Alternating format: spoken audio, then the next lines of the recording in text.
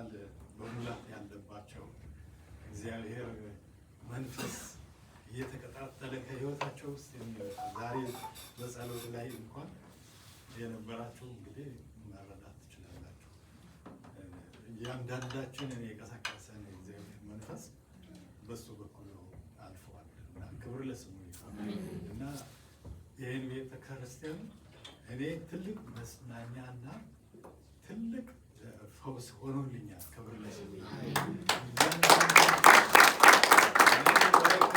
ናችሁ። እግዚአብሔር ስላዘጋጀልኝ እኔ በጣም ደስ ብሎኛል። በእውነት ናፍቄ ነው የምደርሰው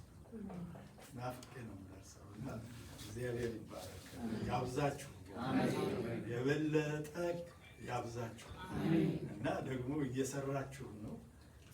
ምክንያቱም ያው በምትሄዱበት አሁን ዛሬ ምስክርነቱንም አይተናል። እግዚአብሔር እየቀሰቀሰ እና እግዚአብሔርን እናከብራለን። ብዙ ሰዓት የለም። ወርሺፑ በጣም ይጠብቀናል እና ለወርሺፑ ጊዜ ለመስጠት እኔ አጭር ነው የማደርገው።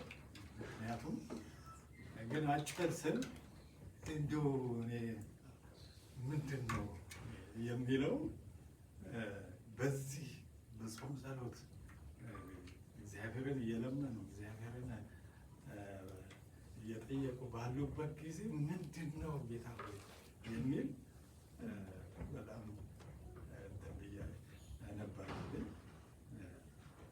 አንድ ቦታ ሁሌ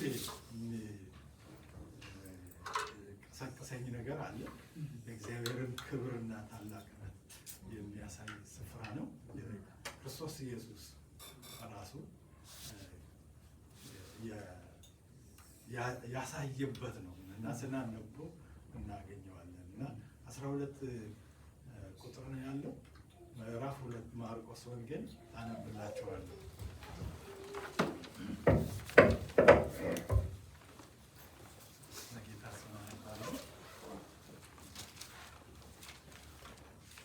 ከአንድ ጀምሮ ነው። ከጥቂት ቀን በኋላ ወደ ቅፍርናሆም ደግሞ ገብቶ በቤት እንደሆነ ተሰማ። በደጅ ያለው ስፍራ እስኪጠባቸው ድረስ ብዙ ሰዎች ተሰበሰቡ። ቃሉንም ይነግራቸው ነበር። 4 ሰዎች የተሸከሙትን ሽባ አመጡለት። ስለ ሕዝቡም ብዛት ወደ እርሱ መቅረብ ቢያቅታቸው እርሱ ያለበትን የቤቱን ጣሪያ አነሱ። ነድለው ሽባው የተኛበትን አልጋ አወረዱ። ኢየሱስም እምነታቸውን አይቶ ሽባውን አንተ ልጅ ኃጢአትህ ተሰረየችልህ አለው። ከጻፎችም አንዳንዶች በዚያ ተቀምጠው ነበረ። በልባቸውም ይህ ሰው ስለምን እንደዚህ ያለ ስድብ ይናገራል? ከአንዱ ከእግዚአብሔር በቀር ኃጢአት ሊያስተሰርይ ማን ይችላል ብለው አሰቡ። ወዲያውም ኢየሱስ በልባቸው እንዲህ እንዳሰቡ በመንፈስ አውቆ እንዲህ አላቸው፣ በልባችሁ ይህን ስለምን ታስባላችሁ?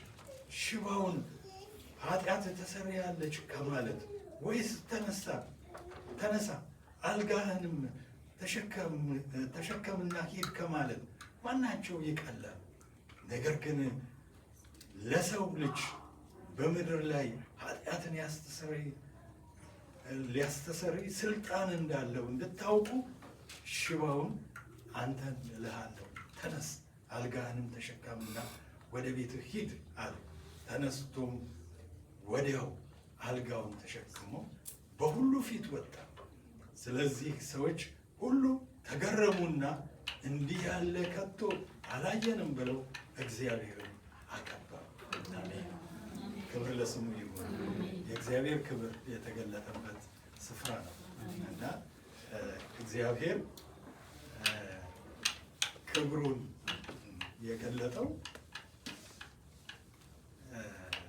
ይህንን ሽባ ብዙ ነገር ውስጡ አለ የሚያስገርም ነገር እና ግን ይህንን ሽባ አስነሳው። ይህ ሽባ ሲያስነሳው ያደረገው ነገር አለ። ወደ እርሱ ያቀረቡት ሰዎች እኔ በጣም ያስገርመኛል። በጣም ይቅርታ እና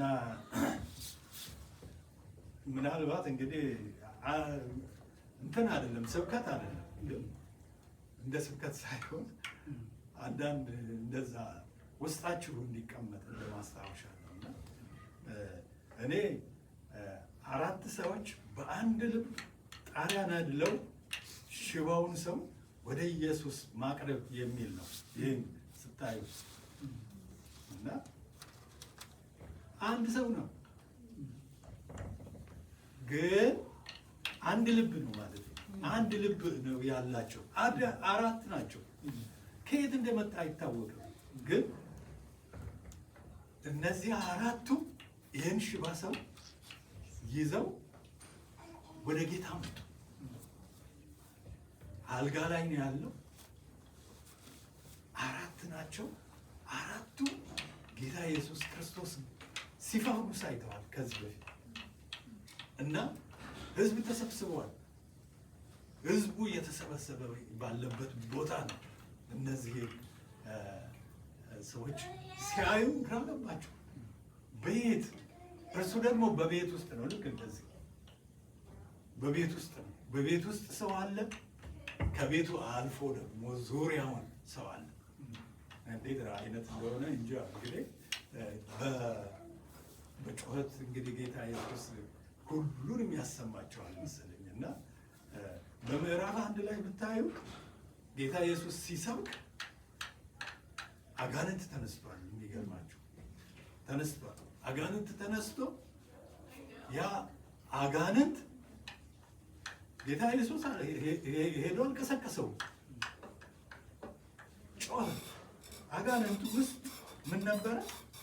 እርኩስ መንፈስ ነበር። እና ዛሬ እንደምናየው የቃል ኃይል ነው የነካው እንጂ ማንም የነካው አይደለም። የእግዚአብሔር ቃል ባለፈው ስለ ዘማሪው ነግረህናል አይደል? እንደዚህ ነው። እኔም ባይኝ አይቻልም። ከበር ላይ ይጮሃል። ከበር ላይ ይጮሃል። ምክንያቱም የእግዚአብሔር ኃይል ያልፋል እና አጋንንት ማለፍ አይችልም። ክብር ለስሙ ይሁን። አሜን። ዘመን ይመጣል። አሜን። ዘመኑንም አይተናል። ክብር ለስሙ ይሁን። አይቻልም። ክብር ለስሙ ይሁን። እና ያው ምስክሮች አሉ። ባለቤቴም ልጅም እዚህ አለ እና ስንል ከውጭ ይጮሃል። ቤታችን ስንጸልይ ከጎረቤት ይጮሃል። ክብር ለስሙ ይሁን። ይሄ ግድ ነው። ምክንያቱም ቅድም ፓስተር ሲናገር ስለ ስሙ አይታችኋል አይደል? ስሙ ታላቅ ኃያል እና በቃ ስሙ ሲጠራ ስለ ስሙ አጋንንት መቆም አይችልም።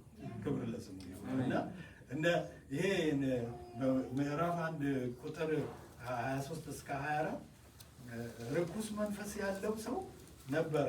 እርሱም የናዝሬቱ ኢየሱስ ሆይ ከአንተ ጋር ምን አለን? ልታጠፋን መጣን? ማን እንደሆን ካውቃለሁ፣ የእግዚአብሔር ቅዱስ ብሎ ጮኸ። ኢየሱስም ዝም በል ከእርሱ ውጣ ብሎ ገሰጸ። ርኩስ መንፈስም አንፈራገጠውና በታላቅ ድምፅ ጮሆ ከእርሱ ወጣ። ይህ ምንድን ነው? በምን ስልጣን ርኩሳን መናፍስት ያዛል? እነርሱም ይታዘዙለታል። ክብር ለስሙ ይሁን። ርኩስ መንፈስ ይታዘዛል፣ እርሱም ያዛል። ለእኛም ስልጣን ተሰጥቷል። እኛም እናዛለን፣ ይታዘዛል። እኔ አዛለሁ፣ ሰይጣን ርኩስ መንፈስ ይታዘዛል በሉ። እኔ አዛለሁ፣ ርኩስ መንፈስ ይታዘዛል። ተብሎ ተጽፏል፣ ሆኗል። ክብር ለስሙ ይሁን። እና ይሄ ታላቅ አምላክ ነው የወረደው። ምንድን ነው ያለው እዚህ? ለምን መጣ? ልታጠፋን መጣ? መጣ። በጣም ደስ አይላችሁ? የመጣው ለኛ ነው። ክብር ለስሙ። እርኩሳን መናፍስትን ሊያጠፋ ይሄ ቃሉን ሊያስተምር ነው የመጣው እና ሕይወት ያለው ቃል ነው። ክብር ለስሙ ይሁን። ኢየሱስ ሲያስተምር አሁን ይሄ ሁለተኛ ነው። ምዕራፍ 1 ላይ አያችሁ፣ አሁን አነበብኩላችሁ አይደል? ምዕራፍ 2 ላይ ደግሞ ይሄው ይህን ሽባ ይዘው የመጡት ወንድሞች ተመልከቱ። እነዚህ የእግዚአብሔር ታላቅ ውስጣቸው የተቀመጣል። ፈርተዋል፣ አይተዋል፣ ተገርመዋል፣ ተደንቀዋል። የእግዚአብሔርን ስራ አይተዋል። ወገኖቼ ሆይ ጌታ ኢየሱስ ክርስቶስ እኮ መሰከረላችሁ ለእነዚህ ሰዎች። ታውቃላችሁ እየመሰከረላችሁ ምንድን ነው?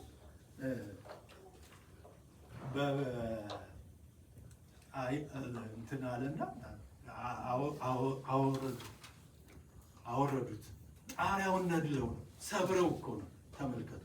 ዙሪያቸውን ሰው ብቻ ነው፣ ማለፍ አልቻለም። ሌላ ያላችሁ ምንም መንገድ ኢየሱስ ፊት ደግሞ መጣል ፈልገዋል። ምክንያቱም ኢየሱስ ፊት ትልቅ ቻንስ ነው።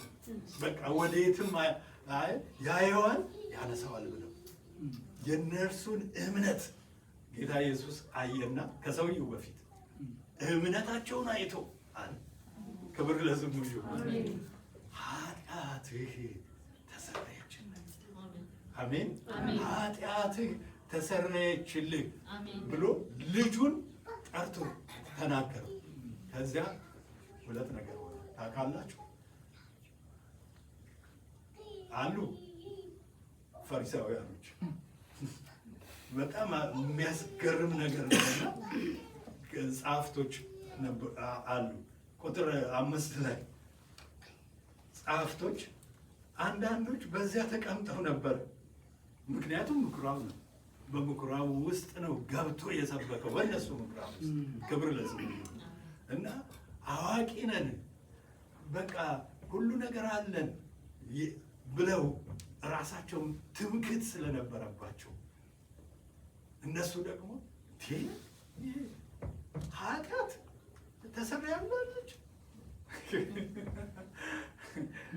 ይኸውላችሁ በጣም ያስገርማል። ይህንን በምዕራፍ 1 ላይ በዛው ምኩራብ ውስጥ በዛው በቅፍርናሆም በዛው ምኩራብ ውስጥ ተሰምቷል።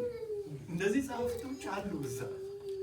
ይሄንን እርኩስ መንፈስ ያለበትን ሰው ጌታ ኢየሱስ አልነካው። ራሱ ሲለፈልፍ ሲጮህ አይተዋል። ልታጠፋን መጣህ፣ ልታጠፋ መጣ። ማን እንደሆንክ አውቄአለሁ አለ። ያውቃል። ምክንያቱም ጌታ ኢየሱስ እኮ የእግዚአብሔር ልጅ ነው። በሰማይ እኮ አላፋት መላእክቶች እየሰገዱለት ነው። ክብር ለስሙ ይሁን። ያውቃል። እርሱም አንዱ ሰጋጅ ነበረ። ግን ያው የተጣለ መልአክ ስለሆነ ተጥሎ እንዴት መጣ? አውቃለሁ እኮ ነው። ስጋ ብትለብስም መንፈስ ይመሰክርልኛል። ተዋወቁ። ኃይሉን አያ የሚያንቀጠቅጠው ማን ነው? ሌላ ከኢየሱስ ሌላ ስጋ ለብሶ የመጣው እኛን ለማዳን ነው። ክብር ለስሙ ይሁን እና ልታጠፋን መጣ። ይሄንን ሰምተው የሚገርም ነገር ነው። እና እነዚህ እንዴት ኃጢአት ተሰረየችልህ ይላል። ከአንዱ ከእግዚአብሔር በቀር ኃጢአት ሊያስተሰርይ የሚችል ማን ነው? በዚህ ተደነቅ አለ ጌታ ኢየሱስ። በዚህ ተደነቅ። ይሄ ነው የሚያስደንቀው ነገሩ። እኔም ሽባውን ተነስና ሂድ ማለት ነው የሚበልጠው ወይስ ኃጢአት ተሰረይ? ወንድሞቼ እኔና እናንተም ዛሬ ምናልባት እንደዛ ሰውዬ የስጋ ችግር ሊኖርብን ይችላል።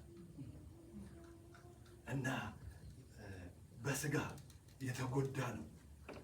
ምን ያህል እድሜ እንዳለው እዚህ ላይ አልተጠቀሰም ሰውየው። የእድሜውን ልክ ብናውቅ ኖሮ ጥሩ ነበር። ግን ጌታ ኢየሱስ ተነሳና አልጋን ተሸክመ ሂድ ሲለው በደንብ ይታወቃል። የት አካባቢ አልጋ ተሸካሚ ነው፣ ትልቅ ሰው።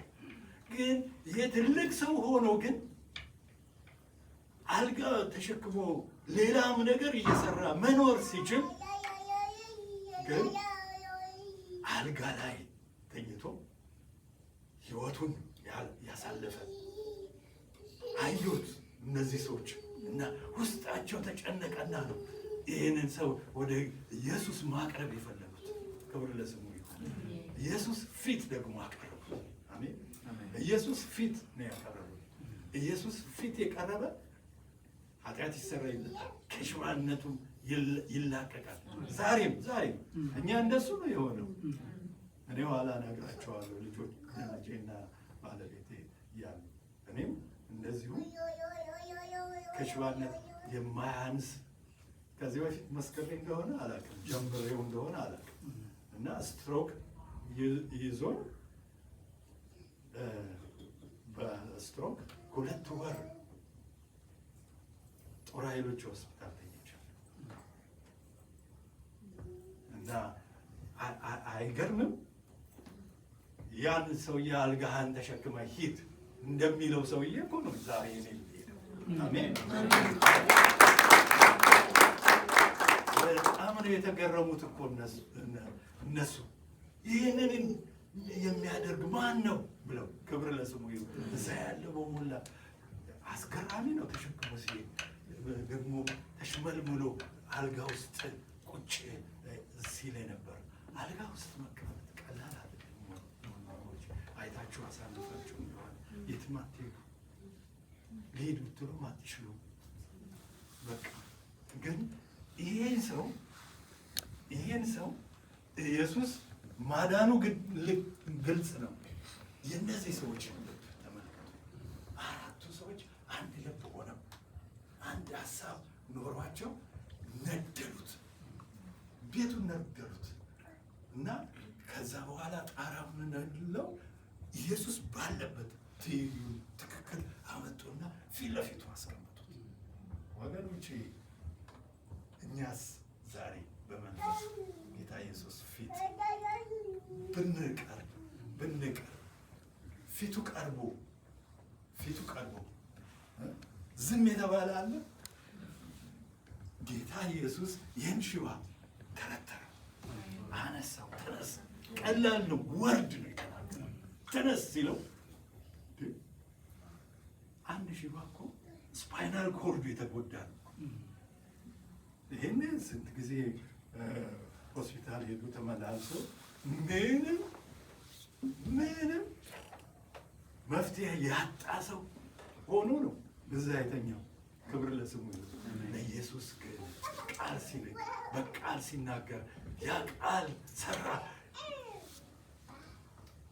ምን ልበላቸው እንግዲህ ያው የተጻፈው ተጽፏል፣ ይገባቸዋል። ተነሳ እና በፊታቸው ደግሞ እኔ እኮ እንደዚህ ነው ምስክር አይደለም። ይኸው ሽባው ነኝ እኔን የተሸከመኝን እርሱን እኮ ተሸክመው ወደ ውስጥ አስገብተው ነው በእርሱ ፊት ለፊት ያደረጉትና ያ ቃል ነው እኮ እኔን ያስነሳኝ። እዩኝ እራመዳለሁ፣ እንደ በፊቱ ሰውነቴ ይሰራል፣ ይንቀሳቀሳል፣ እዩኝ እያለ ክብር ለስሙ ይሁን።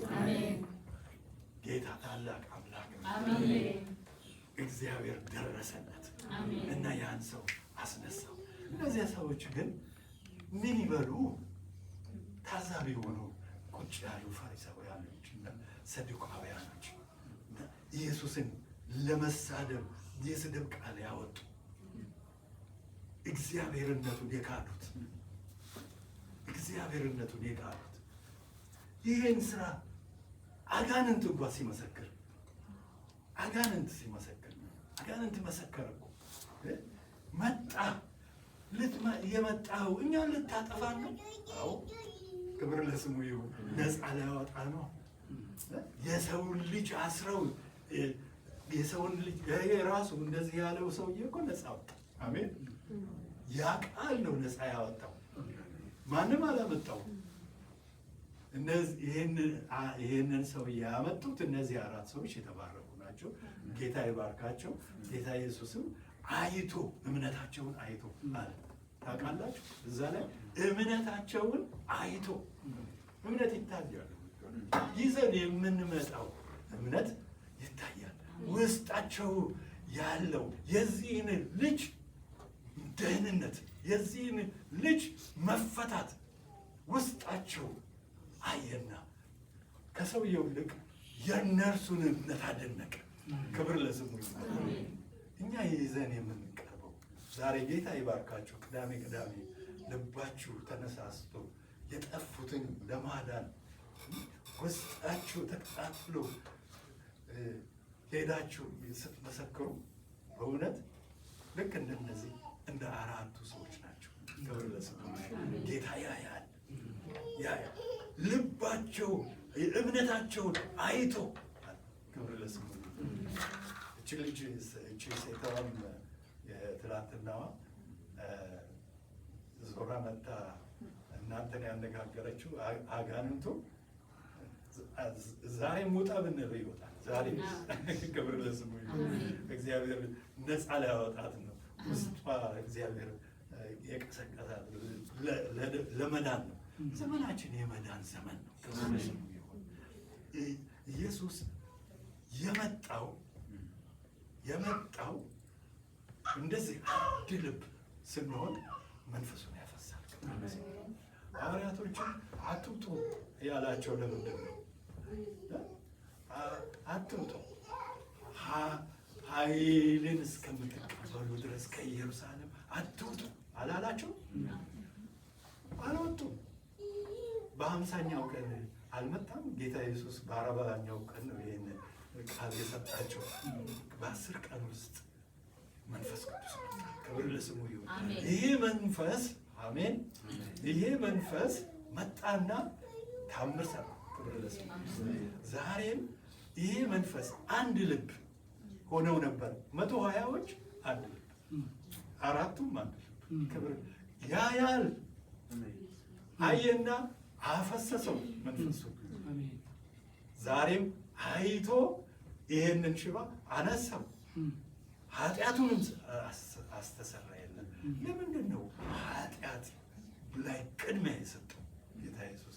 እዚህ እኔ በማስታወሻ ላይ ይሻል እና ስጋና ኃጢአት በጣም እንትን ማለት ኃጢአት ከኃጢአት መፈወስ የነፍስ ፈውስ ውስጥ ነው፣ ውስጣዊ ነገር ነው። ኃጢአት ክህደት ነው፣ አለማመን ነው፣ እግዚአብሔርን መካድ። ወደኋላ ስንሄድ ሔዋን ጋር ነው የምንደርሰው። ከገነት ነው ያስወጣት። ለምን አልታዘዘችም? ኃጢአት አለመታዘዝ ነው፣ ያለመታዘዝ ውጤት ነው። ያልታዘዘ ሰው ኃጢአት በውስጡ አለ፣ ሽባ ነው፣ ሁሉን ነገሩ ጨለማ። ክብር ለስሙ ይሁን። የብርሃን ሰዎች የምንሆነው ውስጣችን የሚበራው ክብር ለስሙ ይሁን። ምንድነው? ነፍሳችን ሲፈታ። የስጋ ፈውስ ምንም ቢኖርም ባይኖርም፣ ይሄ ሰውዬ ኖሯል። ቢኖርም ምንም ችግር የለውም፣ ባይኖርም ምንም ችግር የለውም። እነዚህ ሰዎች ደግሞ መጡና ተነገሩት። ክብር ለስሙ ይሁን። ኢየሱስ ፊት አቀረቡት እና እኔ ኢየሱስ ፊት ሁላችንም ዛሬም ቢሆን የመቅረብ እድል አለ። ክብር ለስሙ እና በጸጋ ዙፋኑ ውስጥ እንድንቀርብ እግዚአብሔር ጸጋውን ሰጥቶናል። ክብር ለስሙ። ስለዚህ በዙፋኑ ስንቀርብ ድንቅ ነገር ይደረጋል። አሁን እንዳየነው እና ስለዚህ ወገኖቼ ሆይ አሁን እኔ እነዚህ ጠንካራ ልብ ያላቸው ልክ እግዚአብሔርን እንትን የሚሉ ሰዎች ፍጻሜያቸው ሞት ነው፣ ፍጻሜያቸው ጥፋት ነው። ግን ወደ ጌታ ፊት ስንቀርብ እግዚአብሔር ሕይወታችንን እና አሁንም ቀጥሎ የኔ እንትን ምክንያቱም እነዚህ ሰዎች እግዚአብሔር ጌታ ኢየሱስ ክርስቶስ እምነታቸውን አይቶ እንዳደነቀላቸውና ይህንን ሰው እንደፈወሰው እና ደግሞ እግዚአብሔር እንደተከበረ ድንቅ እንደተባለ ያም ክፉ መንፈስ ከሕይወቱ ውስጥ ሲወጣ ይህን ስልጣን ርኩሳን መንፈስን ያዛል፣ እነርሱም ይታዘዙለታል እያሉ ነው ያከበሩት። የእግዚአብሔር ክብር ይታይ ዘንድ ክብር ለስሙ። ርኩሳን መናፍስት ዛሬ መኖራቸው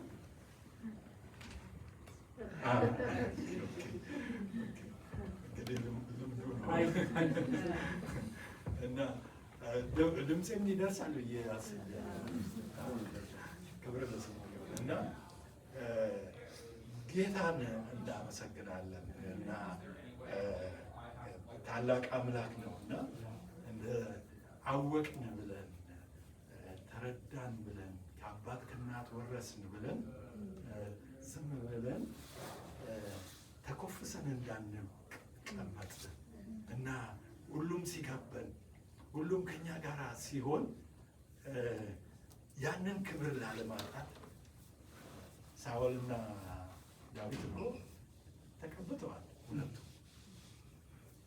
ሳኦል ከንግስናውና ከክብሩ የወረደው ባለመታዘዝ አጥፋ የተባለውን ስላላጠፋ ነው።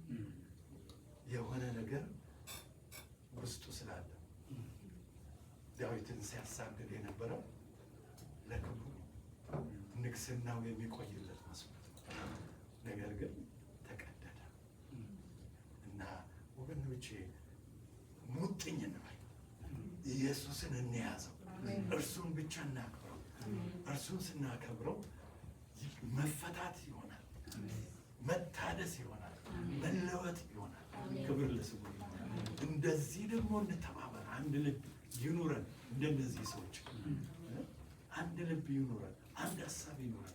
አንድ ልብ አንድ ሀሳብ ያላቸው ሰዎች ብዙ ጊዜ ልክ ሐዋርያቶችም ስላስተማሩን አሁንም ቅድም ስለተናገሩ ዛሬም እንደዚህ እየሆነ ስለሆነ ክብር ለስሙ ይሁን። ታላቅ ተአምራት ይደረጋል። የፈውስና የመፈታትና የመታደስ ሕይወት ይሆናል እና እግዚአብሔር ያክብራችሁ፣ ጌታ ይባርካችሁ።